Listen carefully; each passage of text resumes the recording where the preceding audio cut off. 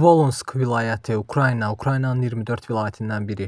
Vilayətin böyüklüyü təxminən 20144 kvadrat kilometrdir. Vilayətdə təxminən 1 milyon adam yaşayır. Buranın Kovel, Novovolonsk, Lutsk kimi şəhərləri mövcuddur. Lutsk bu şəhərin inzibati şəhər mərkəzidir. Ümumiyyətcə Volonski vilayətinə 11 şəhər daxildir.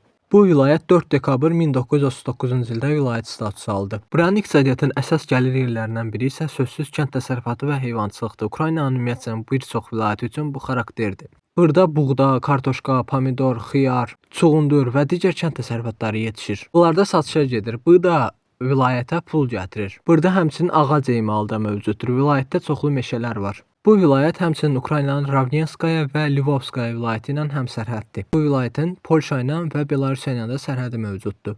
Volonski vilayətinin inzibati şəhər mərkəzi olan Lutsk şəhəri isə 11-ci əsrdə salınıbdır, yəni 1085-ci ildə. Bu vilayətdə həmçinin Ukraynanın ən dərin gölü yerləşir, Svityaz gölü. Bu gölün dərinliyi 60 metrdir.